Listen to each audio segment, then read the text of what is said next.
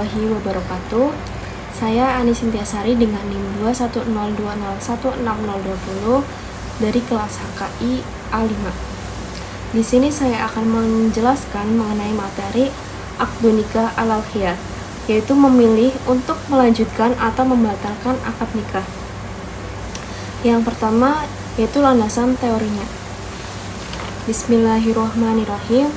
Wa huwa hal yajuzu aqdun nikahi alal khiyari fa inal jumhura ala anahu la yajuzu wa qala Abu Sauri yajuzu as-sababu fi ikhtilafihim taradadun nikahu bainal buyu'i allati la yajuzu fihal khiyaru wal buyu'u allati yajuzu fihal khiyaru au naqulu innal asla fil uqudi alla khiyara illa ma waqa'a alaihi annasu wa alal musbitil lil khiyari dalilu au naqulu in asla man'ul khiyari fil buyu'i wal khororu wal ankahatu la khororo fiha li'annal maqsuda bihal mukarramatu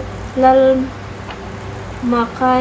makahisatu wa li'anna hajata ilal khiyari wa ru'yatu fi nikahi asyadu minhu fil buyu'i. Artinya, apakah diperbolehkan khiyar atau memilih untuk melanjutkan atau membatalkan akad nikah? Menurut mayoritas ulama, hal tersebut itu tidak boleh, tetapi menurut Imam Abu Sya'ur diperbolehkan khiyar dalam akad nikah. Ulama berbeda pendapat tentang khiyar dalam akad nikah karena akad nikah diragukan apakah statusnya berada antara akad jual beli yang diperbolehkan khiyar ataupun tidak, karena dasar dalam akad sebenarnya tidak ada khiyar kecuali pada akad yang ditentukan atau adanya khiyar oleh nas atau dalil.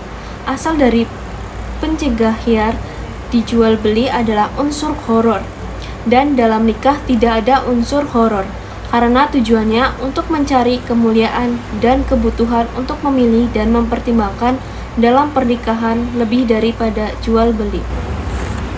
Kemudian untuk pembahasan yang kedua, sebenarnya pengertian dari khiyar sendiri secara bahasa khiyar itu pilihan, sedangkan menurut istilah khiyar itu adalah hak untuk melakukan pilihan antara membatalkan pilihan atau meneruskan pilihannya.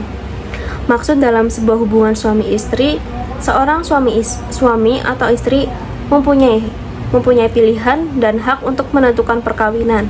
Apakah menerima keadaan yang terjadi atau melepaskan ikatan perkawinan yang disebabkan karena adanya hal-hal yang dapat merusak adanya esensi perkawinan.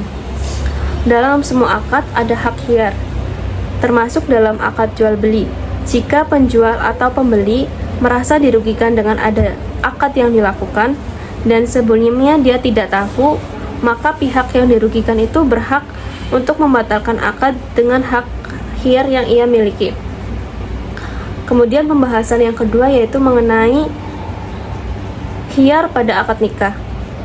Hal-hal yang mendorong adanya khiyar dalam sebuah perkawinan diantaranya itu ada 3.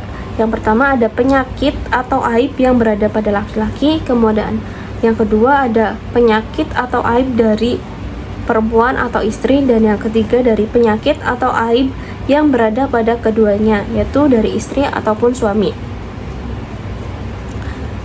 Umar berkata kepada seorang laki-laki mandul yang mengawini seorang perempuan, "Beritahukanlah kepadanya perempuan kemandulanmu itu, serahkanlah kepadanya untuk memutuskannya." Contoh penipuan lain yaitu laki-laki yang hendak mengawininya secara lahiriah terlihat jujur, tetapi kemudian ternyata ia orang yang fasik. Dalam hal ini perempuan berhak untuk meminta membatalkan perkawinan. Hal-hal yang mendorong adanya khiyar dalam perkawinan ada 3. Yang pertama penyakit atau aib berada pada laki-laki, yang kedua penyakit atau aib yang berada pada perempuan atau istri, dan yang ketiga penyakit atau aib yang berada pada laki-laki ataupun perempuan atau suami istri tersebut. Pendapat ulama yang mengatakan adanya khiyar dan dalil-dalil yang mendasarinya. Pada umumnya, ulama mazhab berpendapat bahwa diperbolehkan khiyar dalam perkawinan. Hal ini dikarenakan perkawinan itu tidak mungkin bisa dipertahankan lagi apabila ada hal-hal yang dapat merusak keharmonisannya. Namun mereka berselisih pendapat dalam hal-hal yang membolehkan khiyar. Dari pendapat Imam Syafi'i, Imam Maliki, Imam Hambali, dan Imam Hanafi, mereka membolehkan adanya hak khiyar. Hal ini adanya kata-kata yang diriwayatkan dari Umar bin Khattab radhiyallahu anhu bahwa ia berkata, yang artinya siapapun laki-laki yang kawin dengan perempuan sedangkan padanya terdapat penyakit gila, lepra atau kusta, dan dalam salah satu riwayat atau tanduk daging yang tambah di kemaluan, maka perempuan tersebut memperoleh mahar yang lengkap. Dengan demikian itu adalah suatu kerugian bagi suami dan walinya.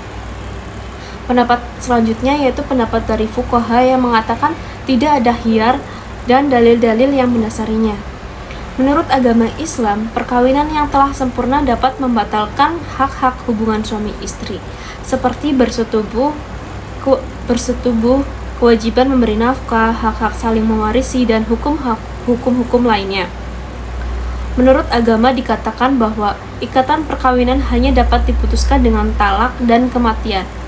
Barang siapa yang menganggap boleh memutuskan hubungan perkawinan dengan alasan-alasan lain daripada yang telah disebutkan tersebut, haruslah ia menunjukkan alasan-alasan yang sah dan dapat dijadikan pegangan di luar ketentuan agama tersebut. Jadi masalah perkawinan bukanlah masalah yang bisa dianggap enteng. Hal ini karena perkawinan itu merupakan ikatan yang kuat, disaksikan Allah Subhanahu wa taala dan manusia. Selain itu pula, masalah perkawinan menyangkut kehidupan manusia dan tidak bisa dianggap main-main.